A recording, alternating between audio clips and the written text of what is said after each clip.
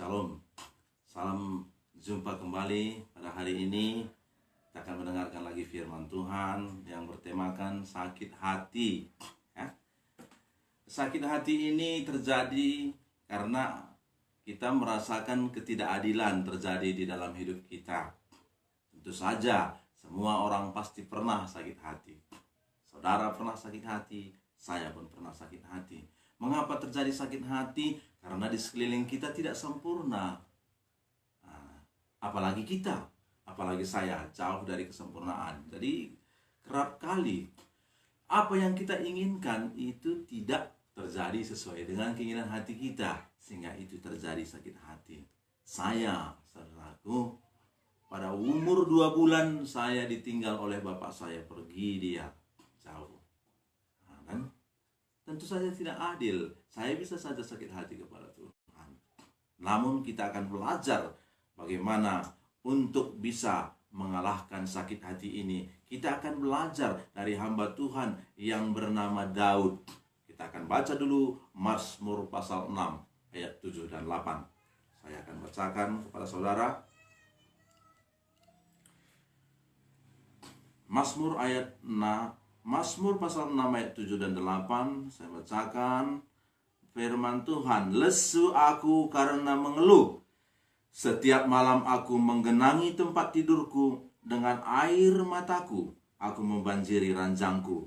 Mataku mengidap karena sakit hati, rabun karena semua lawanku. Saudara-saudaraku yang kekasih, Daud berkata, setiap malam aku menangis, aku menggenangi tempat tidurku dengan air mataku. Mengapa itu terjadi? Hatiku sakit, katanya. Di sini maksudnya bukan dia sakit hati karena penyakit lever, tidak. Dia sakit hati karena ketidakadilan menimpa dia. Ketidakadilan apakah itu yang menimpa Daud, saudaraku? Yang pertama, Daud itu dibenci oleh Saul. Saul adalah raja Israel yang pertama. Daud pada waktu itu sebagai pemimpin, salah seorang pemimpin dari prajurit itu, mengalahkan musuh-musuh Israel pada waktu itu. Sehingga namanya dielu-elukan oleh perempuan-perempuan di Yerusalem. Jadi perempuan-perempuan di Yerusalem itu bernyanyi, Saul mengalahkan beribu-ribu, tapi Daud mengalahkan berlaksa-laksa. Itu yang membuat hati Saul menjadi sakit, hati Saul. Hati Saul menjadi sakit hati, tapi sakit hati yang cemburu. Sehingga dia mau membunuh daripada Daud. Daud dikejar-kejar. Daud mau dibunuh, mau dibinasakan. Jadi Daud begitu tertekan. Karena dia diurapi oleh Tuhan. Lebih daripada Saul, akhirnya ada kebencian oleh Saul, sehingga Saul begitu membenci daripada Daud. Daud dikejar-kejar, Daud mau dibunuh. Daud melarikan diri dari kerajaan Israel, yaitu dengan ibu kotanya yang bernama Yerusalem pada waktu itu, ya. Kemudian dia pergi, tentu saja tertekan. Tidak ada salahnya Daud ini, namun dia dibenci oleh Saul. Itu yang terjadi kadang kenyataan dalam kehidupan kita. Kemudian dalam pelariannya, Daud bertemu dengan ada 400 orang. Orang-orang yang sakit hati, mereka berkumpul bersama. Dan Daud bersama 400 orang ini menjadi tentara bayaran pada waktu itu. Ya, mereka berperang dibayar oleh satu kerajaan.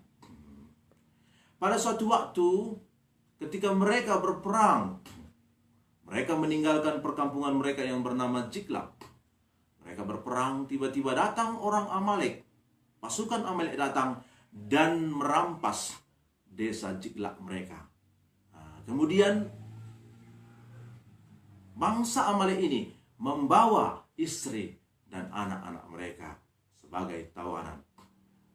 Dan singkat cerita, Daud bersama pasukannya pulang ke kampungnya yang bernama Ziklag, dan mereka mendapati istri dan anak-anak mereka telah dirampas menjadi tawanan. Kemudian apa yang terjadi? Justru anak buah Daud yang 400 orang ini membenci Daud, mau membunuh, mau melempari Daud dengan batu. Apa yang terjadi? Itulah mengapa Daud datang kepada Tuhan. Dia bermazmur kepada Tuhan. Dia berkata, setiap malam aku mengenangi tempat tidurku dengan air mata. Dia menangis. Dia sakit hatinya. Karena bukan hanya Saul sebagai pemimpinnya, dan anak-anak buahnya pun sekarang membenci dia. Betapa dia sungguh tertekan. Haleluya. Itu sakit hati yang dialami oleh Daud. Berbeda lagi sakit hati yang ini kita dengar lagu, ada satu lagu karo sekarang ini yang berjudul Mecek Pusuh. Begini kata-katanya. Adi makan hati kalaku, segedang wari ku sayangi, piga wari nari, ngela retap sarap kue. Begini dia. Di dunia ini, seperti lagu inilah kenyataannya. Nah, kalau setiap hari kita makan hati, tentu saja saraf kita ini akan putus jadinya ya. Bisa terjadi stroke, bisa terjadi kematian. Kenapa? Karena sekeliling kita ini mengecewakan. Namun, lihatlah Daud. Daud itu datang kepada Tuhan. Ya. Daud datang kepada Tuhan. Sehingga Tuhan bisa mengobati sakit hatinya. Daud itu bisa menang. Begitu dia diperhadapkan dengan ketidakadilan, begitu dia dihina, begitu dia difitnah, tapi Tuhan memberikan yang terbaik kepada Daud. Tuhan mengangkat Daud. Jadi segala masalah yang kita hadapi di dunia ini harus kita hadapi dengan jalan apa? Dengan jalan datang kita kepada Tuhan, maka kita sanggup melewati masa-masa yang sukar ini. Bersama dengan Yesus kita akan menang. Amin. Itulah tujuan Tuhan pada hari ini, supaya kita bisa lepas dari sakit hati.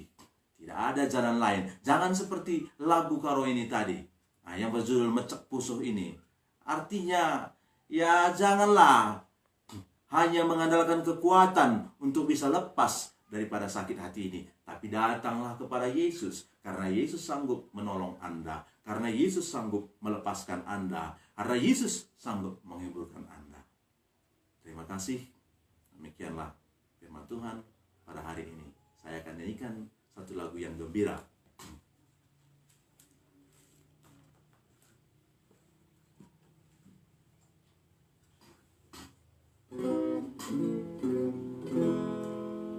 Gembira di hati, gembira di hati, gembira di hatiku.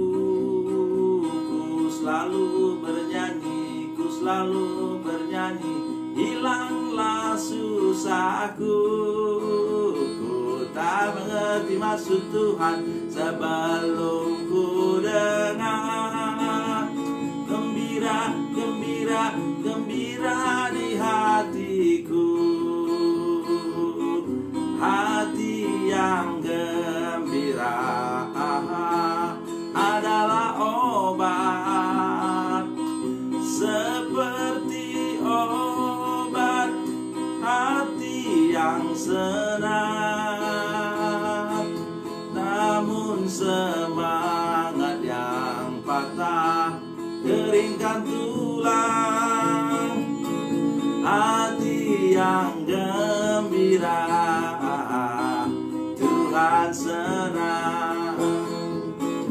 Hati yang gembira Tuhan senang. Hati yang gembira itu yang Tuhan senangi. Datang kepada Tuhan, Anda akan mendapatkan kegembiraan. Saya akan berdoa bagi kita semuanya. Saya berdoa, Bapa, berkati semuanya yang sudah mendengarkan firman-Mu ini, Bapa. Bagaimana tentang sakit hati, dan bagaimana membawa sakit hati ini kepadamu. Engkau adalah Tuhan yang sanggup menghiburkan yang sakit hati. Engkau yang sanggup mengobati yang terluka hatinya. Pada hari ini siapapun yang mendengarkan firman Tuhan ini, yang terluka hatinya, yang sakit hatinya, disembuhkan di dalam nama Tuhan Yesus. Terima kasih Bapa. Terpujilah nama-Mu. Di dalam nama Tuhan Yesus aku berdoa. Amin. Salam semuanya. Semoga berbahagia. Tuhan memberkati kita semua. Bye-bye.